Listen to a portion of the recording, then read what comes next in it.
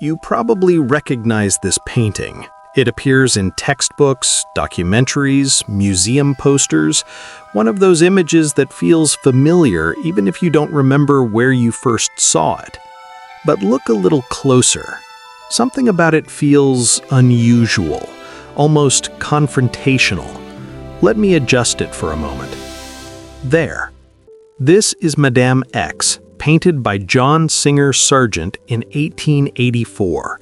Today, it's considered a masterpiece. But when it was revealed, it caused outrage, humiliation, public scandal, and forced the artist to leave the country.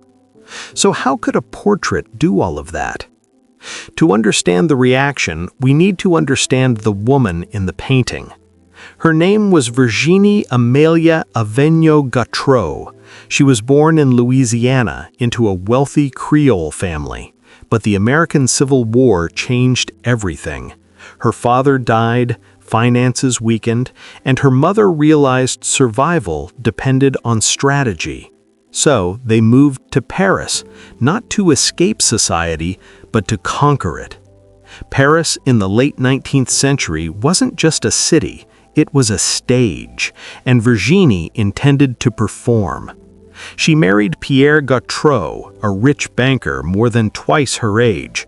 The marriage gave her access to high society, but not admiration, and admiration was what she truly wanted.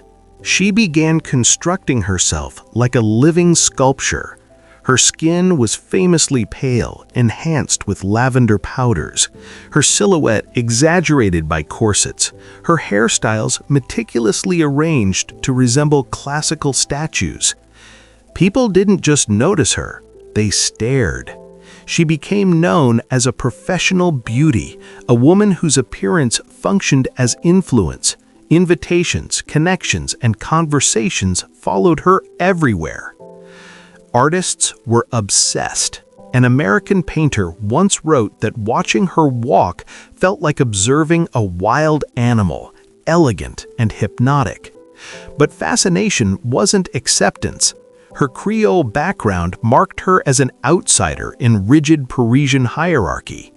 She could be admired, but never fully embraced. So she leaned into notoriety instead. Rumors surrounded her. Affairs, dramatic entrances, carefully calculated appearances. She cultivated mystery. The more people whispered, the more visible she became. Around 1882, she met John Singer Sargent. He was young, ambitious, and desperate to establish himself in Paris. He understood something crucial. Painting the most talked-about woman in the city could make his reputation overnight. This wouldn't be a commissioned portrait. It would be a career gamble. At first, she resisted. Sitting for long sessions bored her. Social life constantly interrupted the process. She had a daughter, a household staff, endless obligations. Sargent later described her as astonishingly beautiful and astonishingly difficult. Yet he persisted, because he knew the image had to be unforgettable.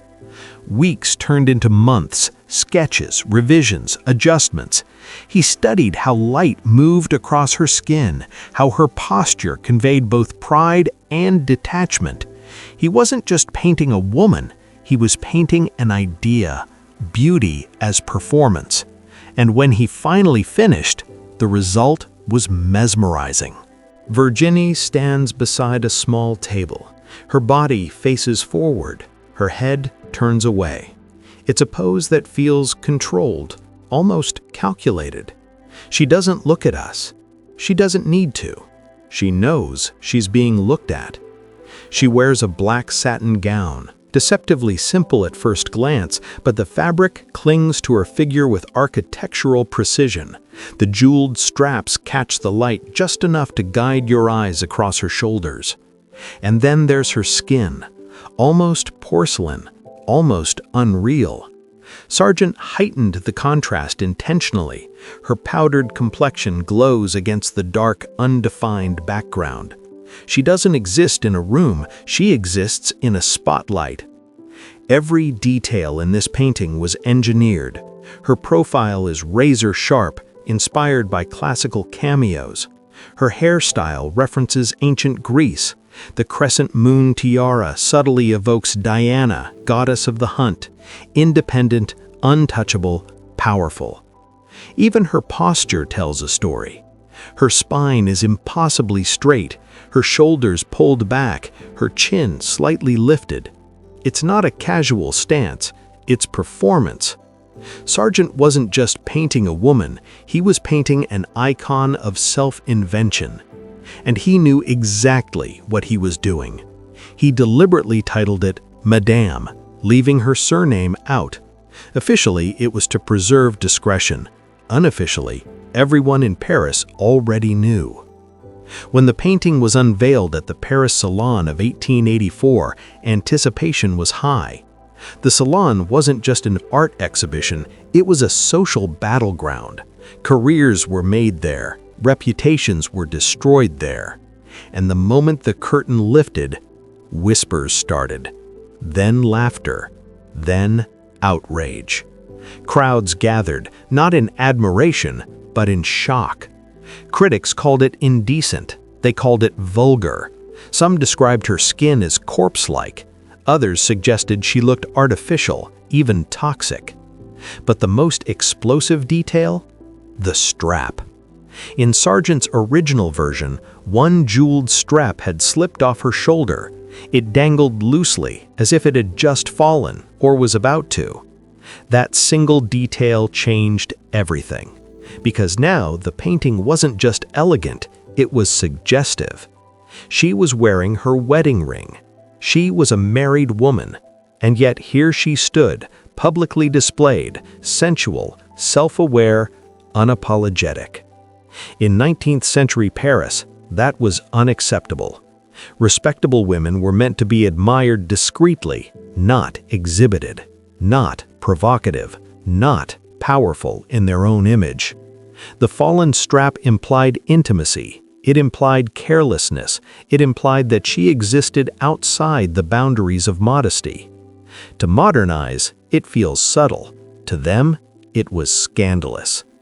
Virginie's mother reportedly rushed to Sargent in panic, begging him to fix it. So he did. He repainted the strap securely back onto her shoulder. But by then, the damage was irreversible. Newspapers mocked the painting. Satirical cartoons circulated. Her name became a punchline in elite circles. Invitations stopped coming. Doors quietly closed. Virginie, who had spent years carefully crafting her image to dominate Parisian society, suddenly became a cautionary tale. And Sargent? Collectors withdrew. Commissions dried up. The city he hoped would crown him, instead rejected him.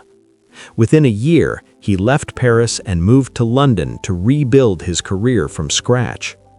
The irony is almost poetic. The painting that ruined them is now considered one of the greatest portraits ever made. Years later, Sargent sold the work to the Metropolitan Museum of Art and renamed it Madame X. He once admitted it was the best thing he had ever painted. Virginie, however, never fully escaped the shadow of that Salon exhibition. She lived much of her later life in relative isolation, her earlier confidence replaced by distance. But time has a way of correcting outrage. Today, when we look at her, we don't see scandal, we see confidence, control, a woman aware of her presence. The very qualities that shocked 1884 Paris are the same qualities we admire now. Maybe the painting wasn't immoral. Maybe it was simply ahead of its time. And maybe that fallen strap wasn't a mistake. Maybe it was the moment society realized a woman could own her image, and that terrified them.